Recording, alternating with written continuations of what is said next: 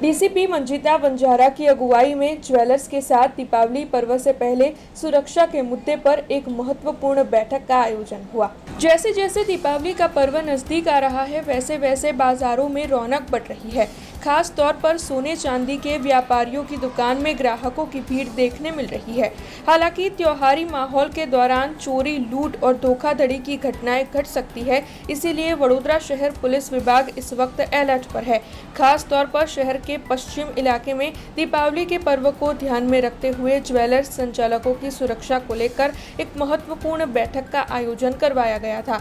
इस सुरक्षा मीटिंग में डीसीपी मंजिता वंजारा विशेष तौर पर मौजूद रहे थे। आपको बता दें कि 4 दरवाजा इलाका, जहां पर ज्वेलर्स की सबसे ज्यादा दुकानें हैं, वहां पर इन त्योहारों के दौरान कोई भी अघटित घटना ना घटे और अगर अघटित घटना घटे तो उसे किस तरीके से रोका जा सके, इस बारे में विस्तृत में चर्चाएं की गई थी। जिन दुकानों में अभी तक सीसीटीवी कैमरे नहीं लगे हैं, ऐसे ज्वेलर्स को तुरंत ही नाइट विजन वाले कैमरे लगवाने की अपील की गई थी। तो वहीं बड़े ज्वेलर्स की दुकानों के मालिकों को सिक्योरिटी गार्ड रखना अनिवार्य है, ऐसी सूचनाएं भी दी गई थी। इसके अलावा जीपीएस ट्रैकिंग, पुलिस की मदद, पुलिस का फूड पेट्रोलिंग और कड़ी सुरक्षा व्यवस्था को लेकर भी विभिन्न मुद्दों पर चर्चाएं हुई थी। तब आपको बता दें कि इस दौरान Gotri police, Akota police, JP police और साथ ही अटलादरा पुलिस के साथ नवापुरा और रावपुरा के पीआई भी बैठक के दौरान विशेष तौर पर मौजूद रहे थे।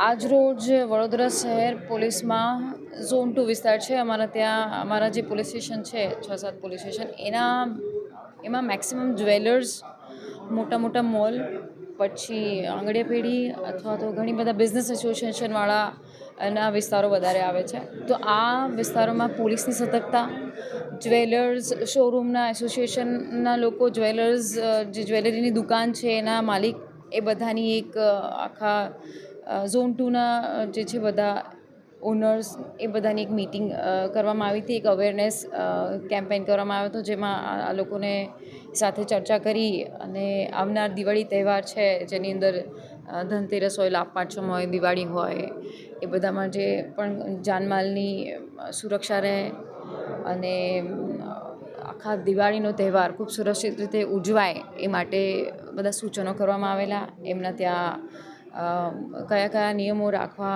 શું આયોજન કરવું, એમના સીસીટીવી કેમેરા હોય, એમના સિક્યોરિટી ગાર્ડ્સ હોય, એમના જે ઓફિસમાં કામ કરનારા માણસો હોય, એમના વિશે કયા કયા મુદ્દાઓ ધ્યાને લેવાય, એ અમે ચર્ચા કરેલી।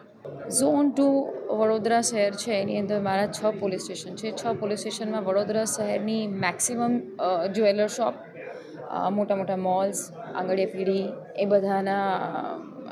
બધાના પ્રોપર્ટીઝ અને એમની બધાના શોરૂમ્સ આવેલા છે। એટલે લગભગ અમારી પાસે 201 જેટલા બધા એસોસિએશનના માણસો, દુકાનના માણસો, જ્વેલર્સ ઓનર્સ બધા આવેલા હતા। મોટા જે મોલ્સ હોય અથવા તો મોટી જે કંપની હોય, જે ગાર્મેન્ટ્સ સાથે સંકળાયેલી હોય, ટેક્સટાઇલ ઉદ્યોગો સાથે સંકળાયેલી હોય, જ્વેલરી સાથે સંકળાયેલી હોય, એ બધા લોકો આમાં આજે બધા સંમેલિત હતા, ભાગ લીધું હતું બધાએ। ના, અમારા સીપી સાહેબની સૂચનાથી દરેક ઝોનમાં જે પ્રકારના પોલીસ સ્ટેશન, જે પ્રકારના અલગ અલગ સેગમેન્ટ હોય છે કે જેની અંદર સૌથી વધારે સોની અથવા તો સૌથી વધારે જ્વેલર્સ શોરૂમ છે, તો એમાં અલગ પોલીસ પેટ્રોલિંગ ચાલે।